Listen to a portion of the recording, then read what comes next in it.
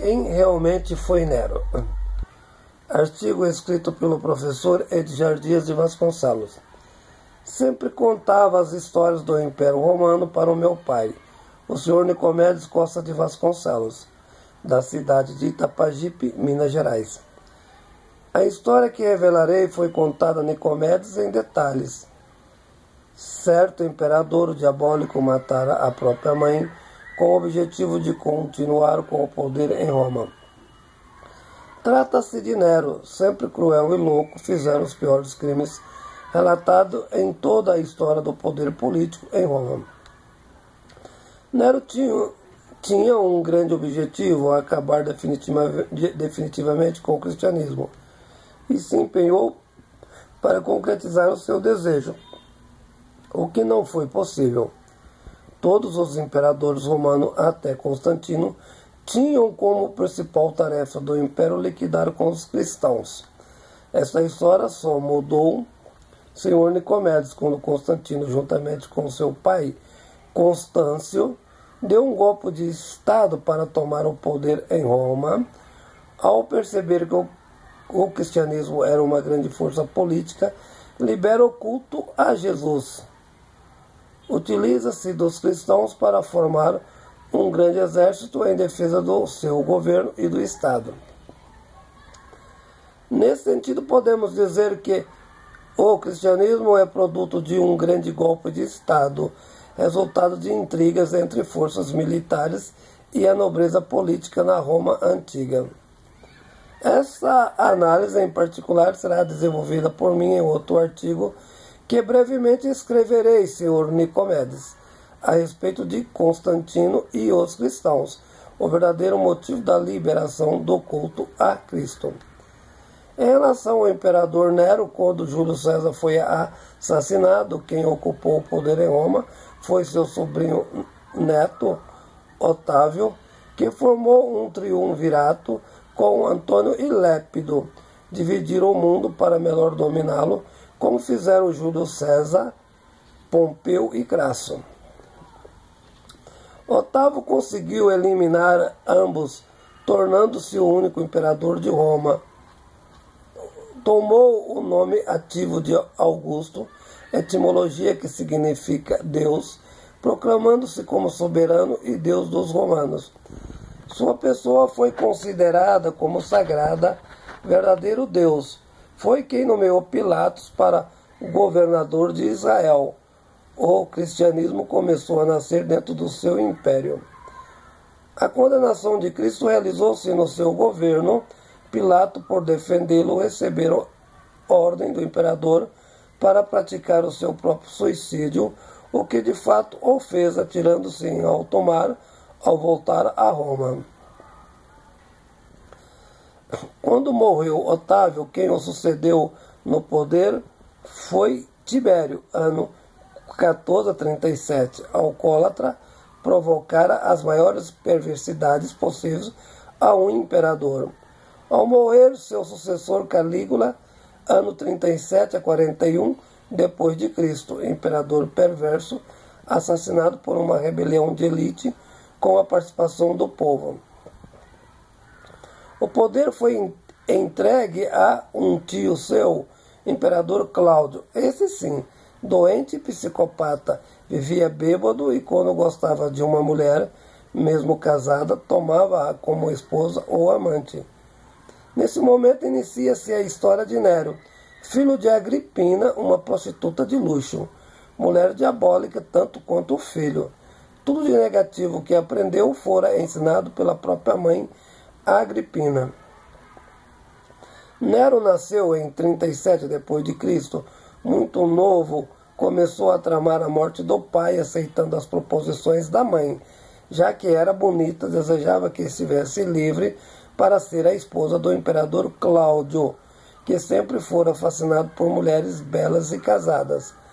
O grande objetivo de Agripina era transformar Nero em um imperador. Para tal, fizera uso do sexo. Bonita relacionava-se constantemente com Cláudio, levando-o à paixão. Cláudio era um assassino, divertia-se matando suas esposas, matara 3 delas.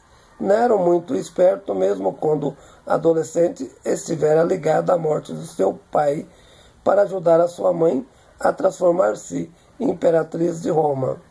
Procurou, juntamente com Agripina, assassinar o imperador Cláudio, o que não fora difícil. Afinal, é fácil matar um bêbado envenenando a comida. O que fez Nero para chegar ao poder? Obrigou a mãe a ser amante de um general das Forças Armadas em Roma, cujo nome era Barbiroso. A ele fora prometido muito poder e privilégio, o que deixou o general interessado em transformar Nero em imperador de Roma. Agripina envolvia-se diariamente com esse general. A estratégia era usar o sexo, conseguia tudo se prostituindo, levando o militar a uma paixão com o mero objetivo de convencer o mesmo, usar as forças armadas de Roma, colocando Nero como novo imperador. Foi exatamente o que aconteceu, senhor Nicomedes. Se os senadores não aceitassem a indicação de Nero como imperador, sofreriam intervenção militar. O Senado sempre esteve sob o jugo das forças militares. Muitos imperadores fizeram-se por esse mecanismo. O senador que recusasse votar a favor de Nero para ser imperador seria morto e, desse modo, Nero chegara ao poder de Roma. Para finalizar essa história, Cláudio tinha um filho que teria direito à coroa. Nero, imediatamente, a fim de evitar danos no futuro, mandou matar aquele que, por direito, seria o novo imperador. Tudo ia muito bem em Roma durante 5 anos. Nero não estava muito preocupado com o poder. Deixou que Roma tivesse como governante Agripina, particularmente seu amante, o general Barbius, e o filósofo Sêneca, seu tutor, cuidava de Roma. Nesse período levou a vida no mais puro divertimento, voltado para sexo, assassinatos e roubos. No entanto, Agripina queria fazer do mesmo imperador de Roma. Espertamente, como já havia assassinado o filho de Cláudio, obrigou Nero a se casar com a filha do imperador, a senhora Otávia. Tal casamento justificou-se pela força do poder militar. Ao direito de ser imperador era o último lance da estratégia de Agripina. Nero sempre detestava Otávia, mulher destituída de beleza e desletrada. Em seguida, Nero aproxima-se por uma linda escrava grega. A sua vida volta-se inteiramente para tal mulher, ocasionando discórdia no palácio. A oposição de Agripina fora muito forte, obrigando Nero a abandonar a escrava, fato não ocorrido. Agripina, desanimada, deixa o palácio indo viver numa ilha. Em seguida, Nero apaixona-se por Pompeia, bela mulher, esposa de seu grande amigo Otto. Pompeia era fascinante, amante de Nero, porém disposta a ser a imperatriz de Roma. Havia 3 empecilhos. O primeiro, a mãe de Nero, que sempre defendera Otávio como esposa. Para tal, era obrigatória a morte de Agripina. Exatamente o que aconteceu. Pompeia convenceu Nero de que sua mãe planejava contra ele, para usar novamente das forças armadas e retomar o poder. Nero estava convencido de que Pompeia estava certa, mandou então matar a mãe. Em relação à sua esposa, separou-se legalmente. Da mesma forma, Pompeia também se separa de Otto, eliminando-se assim os empecilhos.